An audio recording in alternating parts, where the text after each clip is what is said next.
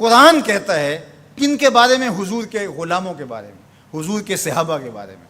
والذین معہ، اور جو ان کے ساتھی ہیں، ان کے ساتھ ہیں، اشداء علی الکفار، وہ کافروں پہ سخت ہیں، رحماء بینہم، اور آپس میں نرم۔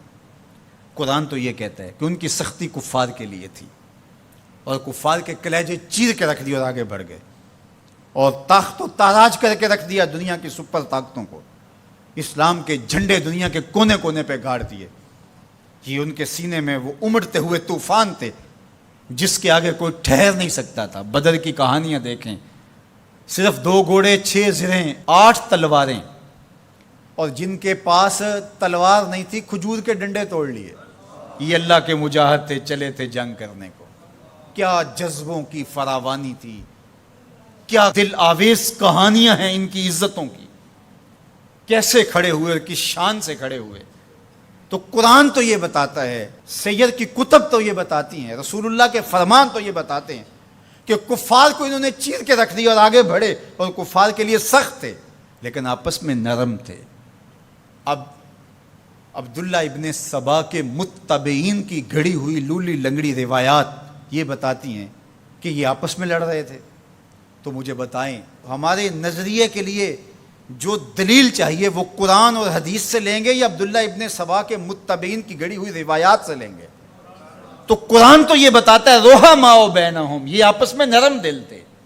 باقی ایک باشعور معاشرے کے اندر اختلاف رائے ہو جانا وہ ایک الگ بات ہے، وہ میرا آپ سے ہو سکتا ہے، آپ کا میرے سے ہو سکتا ہے۔ آپ جتنی دور سے چل کے آئے ہیں، محبتوں کے ساتھ آئے ہیں، ایک محبت لے کر آئے ہیں، لیکن میری کسی بات سے آپ کو اختلاف ہو جائے تو اس کا یہ مطلب تو نہیں کہ میں آپ کو اپنے مخالفین کی فہرست میں شامل کر دوں۔ تو یہ تو کوئی بات نہیں ہے۔ اہل رائے کے درمیان رائے کا اختلاف، باشعور لوگوں کے درمیان کسی چیز کا اختلاف، یہ امر آخر ہے۔ اختلاف آخر اور چیز ہے، مخالفت اور چیز ہے، رائے کا اختلاف اور چیز ہے، حسد بغض کینہ اور چیز ہے۔ تو قرآن نے جو بتایا ہے رحماء بینہم، یہ آپس میں نرم دل تھے، آپس میں بھی ان کی محبت تھی، اور اہل بیت کے ساتھ ان کا جو ربط و رشتہ تھا وہ عقیدت کا تھا، گہرا تھا، مضبوط تھا۔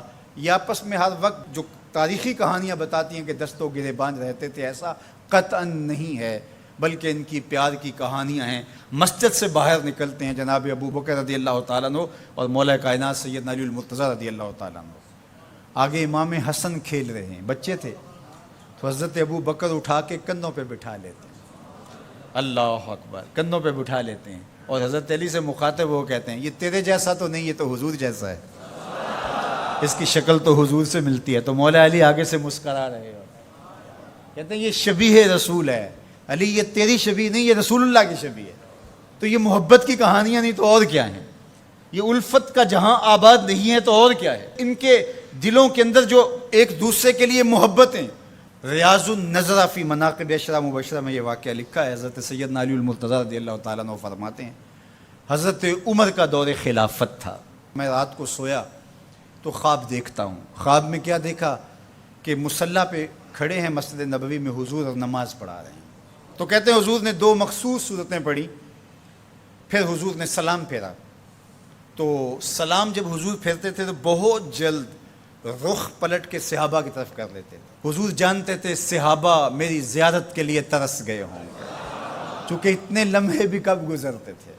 تو حضرت علی فرماتے ہیں میں نے خواب میں دیکھا کہ کوئی خاتون باکورہ لے کے کھجوروں کی شکل میں حضور کی خدمت میں حاضر ہو گئی۔ اب جو جتنے بھی نمازی تھے حضور نے ان کو بانٹنا شروع کر دیا، ایک ایک کھجور حضور نے سب کو عطا کی۔ تو کہتے ہیں کہ حضور نے مجھے بھی ایک کھجور عطا کی، جب میں نے اس کو کھایا تو اتنی لذیذ تھی کہ زندگی میں اتنا مزہ کبھی کھجور کا آیا نہیں تھا۔ حضور نے مجھے ایک دی، باقیوں کو بھی ایک ایک عطا کی۔ میرے دل میں تھا کہ حضور سے عرض کروں حضور مجھے ایک اور عطا کر دے، لیکن ادب حیا مانے رہا، میں آرزو رکھنے کے باوجود دوسری کھجور مانگ نہیں سکا۔ اسی اثناء میں میری آنکھ کھل گئی، آنکھ کھلی تو کھجور کا ذائقہ میرے منہ میں موجود تھا۔ مسجد نبوی میں ادھر اذان ہو رہی ہے، میں نے جلدی سے وضو کیا اور سنتیں پڑھی اور مسجد نبوی میں پہنچا تو حضرت عمر نماز پڑھا رہے تھے، اور جو صورتیں رات خواب میں حضور سے میں نے سنی تھی حضرت عمر بھی وہی تلاوت کر رہے تھے۔ مجھے لگا کہ رات والے خواب کی کوئی تعبیر تو نہیں ہے۔ خیر جب سلام پھرا تو حضور کے طریقے کے مطابق وہ بھی رخ پھیر کے صحابہ کی طرف بیٹھ گئے. میں نے دیکھا ایک طرف سے ایک خاتون کھجوریں لے کر کے بھی آ گئی. اب مجھے پکا ہو گیا کہ خواب کی تعبیر ہی میں لے. خیر حضرت عمر بانٹنے لگے تو مجھے بھی کھجور دی. میں نے وہ کھائی تو واقعی وہ بہت لذیذ تھی. حضور سے تو مانگ نہیں سکا تھا, ادب حیا مانے رہا تھا, لیکن جناب عمر سے تو دوستانہ تھا. ان سے میں نے بے تکلف کہہ دیا, عمر ایک کھجور سے کام نہیں چلے گا, مجھے ایک اور دو. تو جناب عمر نے میری جانب مانا خیز نظروں سے دیکھا اور پھر مسکرا کے بولے, حضور نے دی تھی کہ میں بھی دوں. ان کی تو آپس میں دوستیوں کا تعلق تھا, ان کی تو محبتوں کے رشتے تھے, اور ہم ان کو آپس میں کھڑا کیا ہوا ہے. تو قرآن کہتا ہے روحا ماؤ بینہم. آپ کے عقیدے کی بنیاد کیا ہونی چاہیے صحابہ اور اہل بیت کے بارے میں؟ قرآن کس نص سے؟ روحا ماؤ بینہم. روایت کوئی کتنی بھی بڑی کتاب میں کیوں نہ لکھی ہو, اس میں سکم ہو سکتا ہے, راوی جھوٹ بول سکتا ہے, لیکن قرآن کی تو قطعی بات ہے نا. اس لیے قرآن کہتا ہے روحا ماؤ بینہم. یہ تو آپس میں پیار کرنے والے تھے, یہ تو آپس میں محبت کرنے والے تھے, ان کا تو الفتوں کا رشتہ تھا, ایک دوسرے کے وزیر اور مشیر رہے ہیں, ایک دوسرے کے کاموں میں ان کی معاونت کرتے رہے ہیں. یہ تو محبت کے ربط اور رشتے رکھتے تھے اور ایک دوسرے